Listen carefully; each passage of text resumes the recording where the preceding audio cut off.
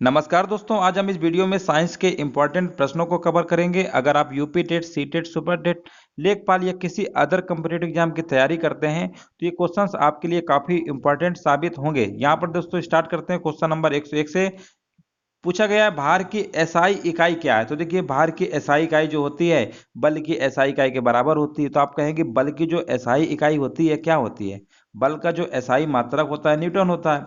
तो उसी प्रकार हम भार का भी बता देंगे। एसआई यूनिट क्या होता है? न्यूटन होता है। डाइन हमारा बल का होता है, ये सीजीएस पद्धति में होता है, ठीक है ना। बल का जो सीजीएस पद्धति में मात्रक होता है वो क्या होता है? डाइन होता है।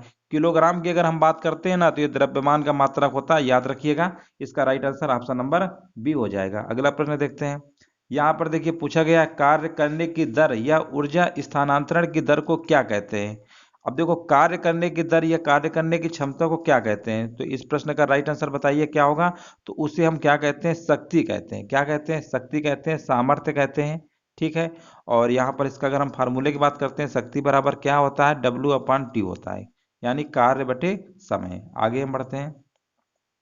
यहाँ पर पूछा गया यदि एक साधारण लोलक की लंबाई अगर बढ़ा दी जाती है तो इसका आवर्तकाल क्या होगा? बढ़ेगा, घटेगा या बदलता रहेगा या समान रहेगा? तो सबसे पहले दोस्तों यहाँ पर आपको एक फार्मूला इसका याद होना चाहिए। आवर्तकाल बराबर क्या होता है? टी बराबर होता है 2 पाई√L/G होता है। इसी के अनुसार आपको बताना है। अब अगर लंबाई बढ़ाएंगे तो यहाँ पर आवर्तकाल देख रहे हैं ना, ये डायरेक्टली प्रोपोर्शनल है। तो इसका मतलब ये बढ़ेगा तो ये भी आपका बढ़ेगा। तो इसका राइट आंसर क्या हो जाएगा? ऑप्शन नंबर ए हो जाएगा करेक्ट आंसर। नेक्स्ट प्रश्न नंबर बढ़ते हैं आगे। यहाँ पर देखिए पूछा गया उस तापमान का मान कितना होता है जो मानव शरीर में सामान्य माना जाता है। जो टेम्परेचर जो ह्यूमन बॉडी का होता है वो आपको बताना है कितना आपका टेम्परेचर होता है। देखिए कि यहाँ पर ऑप्शन की अगर हम बात करते हैं, सारे के सारे ऑप्शन फ़ारेनहाइट में दिए गए हैं। तो फ़ारेनहाइट में आपको पता होगा 98.6 डिग्री फ़ारेनहाइट क्या होता है? ये सामान्य टेम्परेचर माना जाता है। और अगर यहीं पर अगर हम डिग्री सेल्सियस की बात करते हैं तो 37 होता है।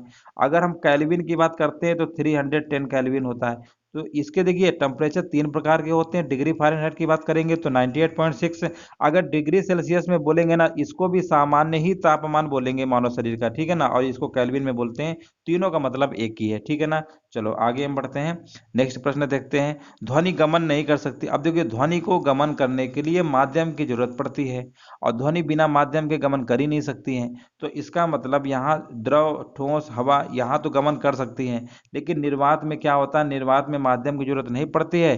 तो यहाँ पर इसी में नहीं हो पाएगा ध्वनि का गमन। तो ऑप्शन नंबर इसका क्या होगा? डी नंबर राइट आंसर हो जाएगा। और सबसे ज्यादा ध्वनि जो गमन करती है ठोस में होती है, याद रखिए। उसके बाद द्रव में होता है, फिर गैस में होता है। आगे हम बढ़ते हैं। यहाँ पर पूछा गया सूरज की रोशनी को उसके संगठक रंगों में कौन विभाजित कर सकता है। आपने देखा होगा प्रकाश के 7 रंगों में विभाजित वाला आपने पढ़ा होगा विव की ओर। उसको कहाँ से गुजारते हैं? प्रिज्म से गुजारते हैं। तो इसका राइट आंसर क्या हो जाएगा? प्रिज्म हो जाएगा, ऑप्शन नंबर सी। नेक्स्ट प्रश्न है हमारा। जब प्रकाश की किरण एक सघन माध्यम से विरल माध्यम में विचरण करती है तो यह झुकती है। अब आपको देखिए बताना है। आपने इसके बारे में इस टाइप के क्वेश्चन जरूर पढ़ा होगा, ठीक है ना। यहाँ ये आपका अभिलंब होता है, ये आपका अभिलंब होता है, साइंस में पढ़ा होगा, ठीक है ना। और ये एक आपका ऊपर वाला सघन माध्यम और ये आपका विरल माध्यम, दो माध्यम होते हैं। ये सघन माध्यम हो गया, विरल माध्यम। जब किरण यहाँ से चलेगी, ठीक है ना, और यहाँ पर मान लीजिए अपवर्तित किरण है ना, पूछा गया है। तो जो अभिलंब है, अभिलंब से क्या होता है? जब सघन माध्यम से विरल माध्यम में जाती है तो इसमें क्या होता है? अभिलंब से क्या होता है? दूर चली जाती है। ये मान लो, ये इधर की अपवर्तित हो जाती है दूर, ठीक है ना।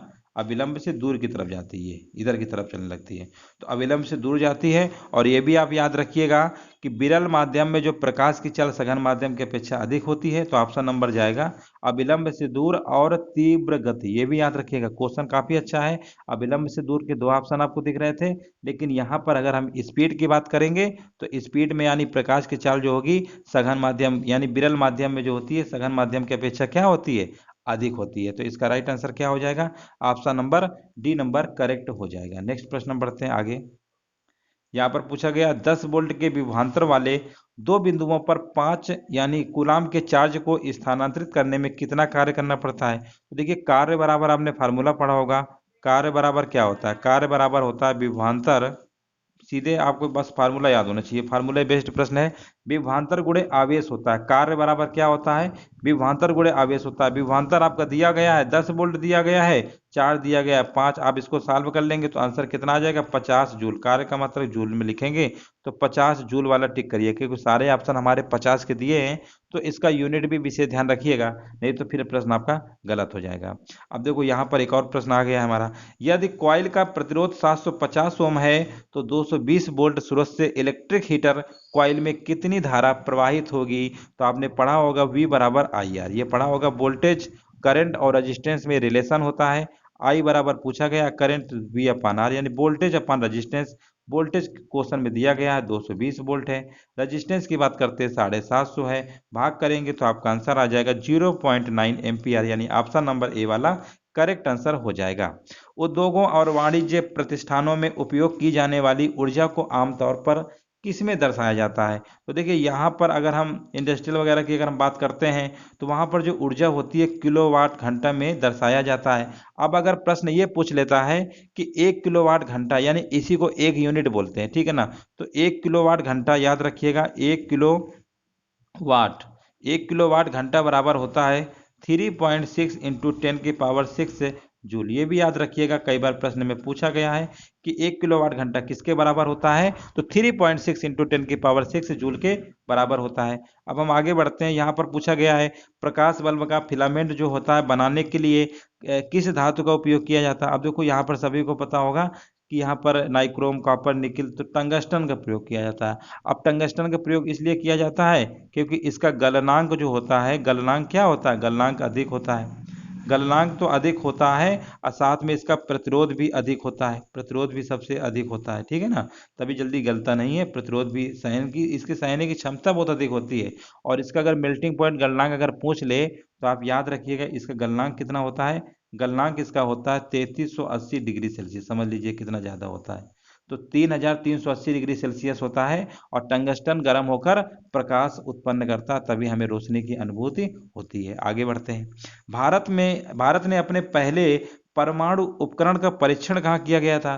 तो आपको बताना है, तो याद रखिएगा ये पोखरण में किया गया था। कब किया गया था, 18 मई 1974 को। अब ये पोखरण है कहाँ, ये राजस्थान के जैसलमेर जिले के पोखरण नामक स्थान, यानी राजस्थान में है पोखरण, ठीक है ना, जैसलमेर जिला के एक स्थान है पोखरण, तो वहीं पर सबसे पहले परमाणु उपकरण का परीक्षण किया गया था 18 मई 1974 को। जीपीएस का पूरा नाम क्या, आप देखिए जीपीएस तो आप लोगों जनरली देखे ही होंगे मोबाइल फोन वगैरह में, है ना, तो ये किसका देन है, ये तो इसका विकास तो देखिए संयुक्त राज्य अमेरिका के रक्षा विभाग के द्वारा किया गया था जीपीएस, लेकिन इसका पूरा नाम आपसे पूछा गया है तो ग्लोबल पोजिशनिंग सिस्टम होता है, याद रखिएगा इसका फुल फॉर्म क्या होता है, ग्लोबल पोजिशनिंग सिस्टम, यानी ऑप्शन नंबर डी के साथ इसका राइट आंसर चला जाएगा। अगला प्रश्न देखते हैं, निम्नलिखित में से कौन सा भौतिक परिवर्तन नहीं है। अब देखिए भौतिक परिवर्तन नहीं है आपको बताना है, तो देखिए यहाँ पर भौतिक परिवर्तन में क्या होता है कि भौतिक परिवर्तन में जैसे मान लीजिए आपने कोई नया पदार्थ बना, पुनः उसी अवस्था में फिर बनाया जा सकता है, लेकिन रासायनिक अवस्था में एक बार बनने के बाद दोबारा उस अवस्था में नहीं बनाया जा सकता है। तो आपको बताना इसका राइट आंसर क्या होगा। तो देखिए यहाँ पर तो पदार्थों को जो किण्वन होता है ना, ये आपका रासायनिक ये आपका ये रासायनिक परिवर्तन है, ठीक है ना, ये कौन सा परिवर्तन होता है, ये रासायनिक परिवर्तन होता है। रासायनिक परिवर्तन जैसे किण्वन वाला आप समझे होंगे, दूध से दही बनाना, अब दूध से दही बन गया लेकिन दूध से दही से दूध थोड़ा बनेगा, तो ये आपका रासायनिक परिवर्तन हो गया। ठोसों का द्रव, द्रव से ठोस ये बनाया, जैसे जैसे मान लीजिए बर्फ है, बर्फ को द्रव में बदला, फिर द्रव को बर्फ में, ये हमारा भौतिक परिवर्तन है। गैसों का द्रवों में द्रवीकरण, गैसों का गैसों में वाष्पीकरण, ये सबके सब आपके भौतिक परिवर्तन में आते हैं, बट हमारा तीसरा वाला रासायनिक परिवर्तन होगा, तो यही राइट आंसर हो जाएगा। कार्बन डाइऑक्साइड के एक मोल में होते हैं, आपको पूछा गया है कार्बन डाइऑक्साइड के एक मोल में क्या होते, कितने होते हैं संख्या, तो याद रखिए कार्बन डाइऑक्साइड के एक मोल में 6.02 10⁻³ परमाणु होते हैं। कई बार प्रश्न पूछा गया है, तो याद रखिएगा 6.02, अच्छा यहाँ परमाणु नहीं, सॉरी अणु होते हैं दोस्तों। यहाँ पर देखिए वैल्यू दोनों सेम लिखी थी ना, अणु वाला टिक करिएगा, मॉलिक्यूल होते हैं, ठीक है ना, मॉलिक्यूल होते हैं, ऑप्शन नंबर सी होगा। बहुत विशेष ध्यान रखना है, एक मोल में कितने अणु होते हैं, 6.022 इंटू 10⁻23 अणु। अब देखिए कितना अच्छा प्रश्न है। अब जनरली वैल्यू सबको याद रहती है, लेकिन अणु परमाणु में कन्फ्यूजन हो गया ना, तो फिर वो गलत कराएंगे। समझ में आ गया होगा। आगे हम बढ़ते हैं सीओ का सापेक्ष द्रव्यमान पूछा गया है कि सीओ का सापेक्ष यानी कार्बन और ये यहाँ पर ऑक्सीजन है। देखिए यहाँ पर अगर द्रव्यमान पूछेगा ना तो आपको पहले कार्बन की द्रव्यमान संख्या याद होनी चाहिए। तो कार्बन की द्रव्यमान संख्या 12 होती है, ऑक्सीजन कितनी होती है, आप कहेंगे ऑक्सीजन की 16 होती है। इनको आप जोड़ दीजिएगा, वही आंसर आपका फाइनल हो जाएगा 28। सिंपल प्रश्न था, आगे हम बढ़ते हैं। परमाणु क्रमांक को किस अक्षर द्वारा निरूपित किया जाता है? तो आपने एक फार्मूला जरूर पढ़ा होगा, ए बराबर जेड प्लस एन पढ़ा होगा। ए बराबर जेड प्लस एन होता है। ए हमारा क्या होता है, देखो ए ए हमारा होता है द्रव्यमान संख्या। ये क्या होता है, द्रव्यमान संख्या होता है। ये द्रव्यमान संख्या को रिप्रेजेंट करता है। जेड ही हमारा यहाँ पर परमाणु क्रमांक कहिए या प्रोटॉनों की संख्या कहिए, परमाणु क्रमांक कहिए या प्रोटॉनों की संख्या कहिए। अब बात आती है एन क्या है, तो एन हमारा न्यूट्रॉनों की संख्या होती है। किसकी होती है, न्यूट्रॉनों की संख्या। तो पूछा क्या गया था, परमाणु क्रमांक यानी जेड वाला इसका राइट आंसर हो जाएगा। ऑप्शन नंबर सी नंबर क्या होगा, करेक्ट आंसर हो जाएगा। अगला प्रश्न देखते हैं। यहाँ पर आपको बताना है खाद्य पदार्थों में दुर्गंध आने का मुख्य कारण क्या है, ठीक है ना। तो देखिए खाद्य पदार्थों में दुर्गंध आने का जो मुख्य कारण होता है, वसा और तेलों का ऑक्सीकरण होता है। क्या होता है, वसा और तेलों का ऑक्सीकरण। ऑक्सीकरण क्या होता है, देखिए ऑक्सीकरण एक रासायनिक प्रक्रिया होती है जिसमें पदार्थ ऑक्सीजन से संयुक्त तो करता है, ठीक है ना, या दूसरी या कह सकते हो उसकी हाइड्रोजन क्या होती है, निकल जाती है, ऑक्सीजन संयोग करता है, यही ऑक्सीकरण होता है। ऑप्शन नंबर 20 का राइट आंसर हो जाएगा। एक मिश्रण नीले लिटमस को लाल में बदल देता है, उसका पीएच। अब देखो ये कई बार पूछा गया है कि नीले लिटमस पेपर को लाल में कन्वर्ट कर देता है, उसके पीएच कितना होगा, कई बार प्रश्न पूछा गया है। तो दोस्तों याद रखिएगा, नीले से अगर लाल में कन्वर्ट करेगा वो अम्लीय होता है। और अम्लीय की आप जानते हैं पहचान क्या होती है, अम्लीय के होने की पहचान होती है कि पीएच मान जो होता है, पीएच मान जो होता है 7 से कम होता है। 7 से क्या होता है, 7 से कम होता है, ठीक है ना, ये अम्लीय की पहचान होती है। अम्लीय होता क्या है, जिसका पीएच मान 7 से कम होता है। अगर यहीं पर हम कह देते लाल लिटमस को अगर नीले में कन्वर्ट करता है तो फिर आपका क्षारीय हो जाता, और इसका पीएच मान 7 से अधिक होता है, याद रखिएगा 7 से अधिक। तो 7 से कम देखो कहाँ पे लिखा हुआ है, एक ही ऑप्शन लिखा हुआ है 6 नंबर। तो इसका राइट आंसर हो जाएगा option number A number, correct answer हो जाएगा। निम्नलिखित में से किस गैस का ऊर्जामान कैलोरी यानी यहाँ पर सबसे अधिक होता है, 120 नंबर का राइट आंसर बताइए। तो देखिए 120 नंबर के ऑप्शन दिए गए, हाइड्रोजन, एलपीजी, प्राकृतिक गैस, मेथेन। तो दोस्तों याद रखिएगा हाइड्रोजन गैस का जो ऊर्जामान होता है सबसे अधिक, यानी हाइड्रोजन गैस का ही सबसे अधिक होता है। ऑप्शन नंबर एक करेक्ट आंसर हो जाएगा। इनमें से कौन सा आदर्श गैस नहीं है, ऑप्शन दिए गए हीलियम, ब्रोमीन, आर्गन, नियान। आपने देखिए आदर्श गैस यानी नोबल गैस के बारे में आपने पीरियोडिक टेबल में पढ़ा होगा, और पेपर में यह भी प्रश्न पूछा गया है कि पीरियोडिक टेबल आवर्त श्रेणी में कहाँ रखा गया है।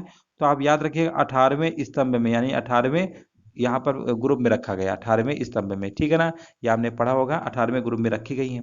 अब इसमें कौन कौन सी है, टोटल हमारी 6 प्रकार की नोबल गैसें होती हैं। कौन कौन सी होती है, हीलियम होती है, हीलियम हो गया आपका, नियान हो गया, आर्गन हो गया, ठीक है ना, क्रिप्टान हो गया, जेनान हो गया और रेडान हो गया। कुल मिला के 6 प्रकार की दोस्तों आपकी अक्रिय गैसें कहिए या नोबल गैसें कहिए।